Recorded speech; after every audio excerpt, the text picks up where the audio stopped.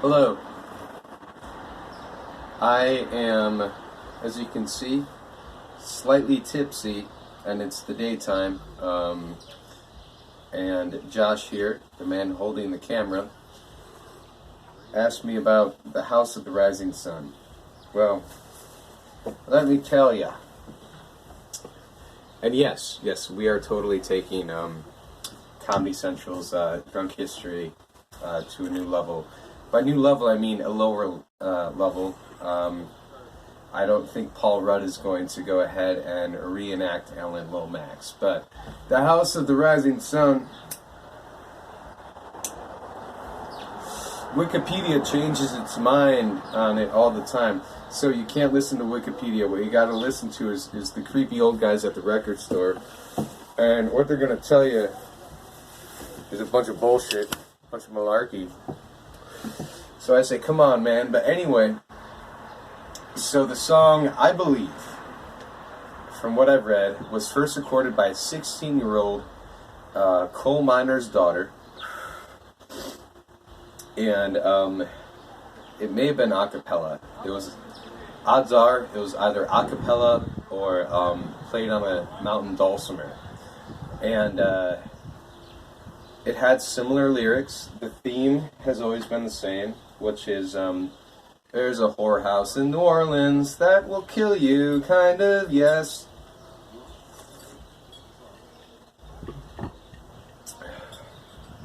And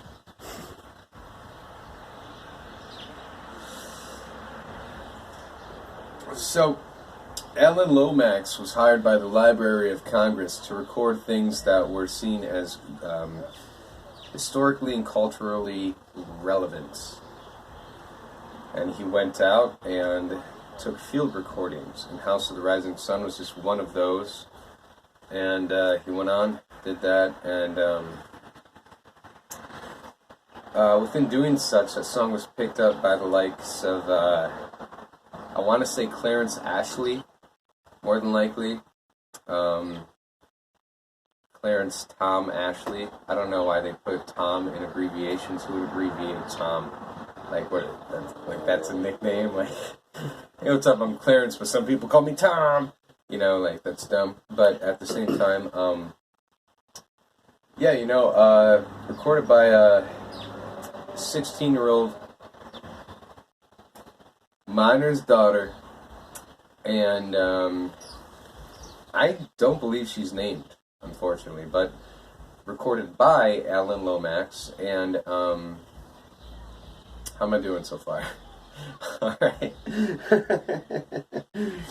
Yeah, so that happened. Some people like Clarence Ashley did it and shit, and the big kahunas picked it up, Mr. Woody Guthrie.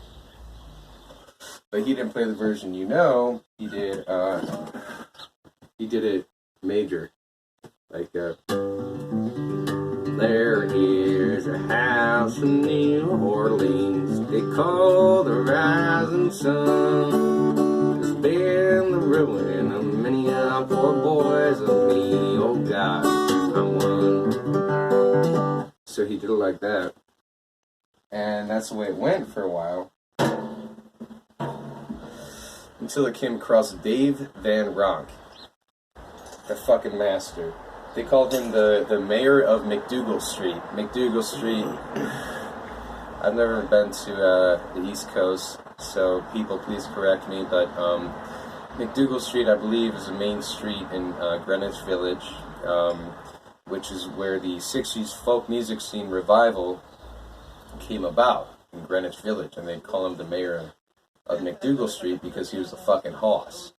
He was a fucking badass. And so he taking on Reverend Gary Davis's approach of the guitar as almost like a ragtime style, looking at it like a piano, which was atypical of a lot of folk singers, especially Woody Guthrie.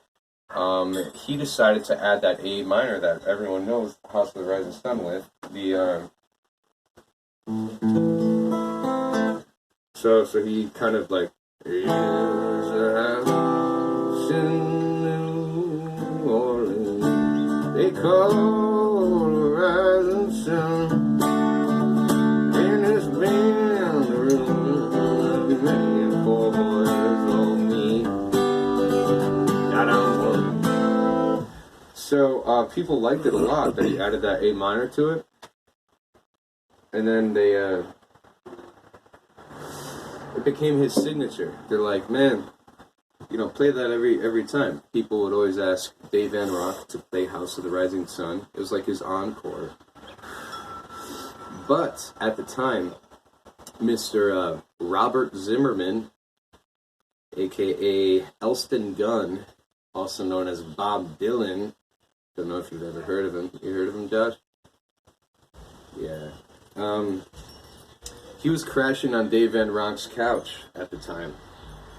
Just couch surfing with Dave. And he came home one day and he was like, "Hey Dave, you know, would it be okay with you if I recorded House of the Rising Sun?" And Dave Van Ronk was like, "Well, you know, that's my song, kind of," with the A minor, because he changed up the whole song. And Van Ronk wasn't too happy about it, and then Dylan fucking tossed him one of his first record that he pressed, his first vinyl, that was released to the public. And it's like, too late, I already did it. And Dave Van Ronk was like, fuck you, man. But Dylan's version did not get popular, and fast forward, Dylan doing Van Ronk's A minor version of it was picked up by the Animals, who charted with it. Not Dylan, but the Animals made it very popular. I think it hit #1 in Billboard. If it didn't, it should have.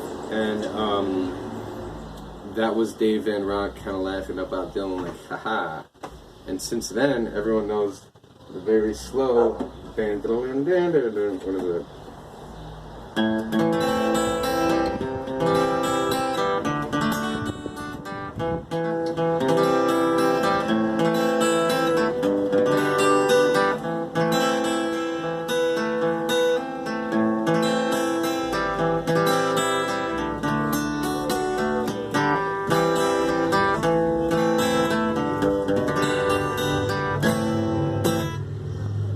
So that's the tipsy history story of House of the Rising Sun. Thank you very much.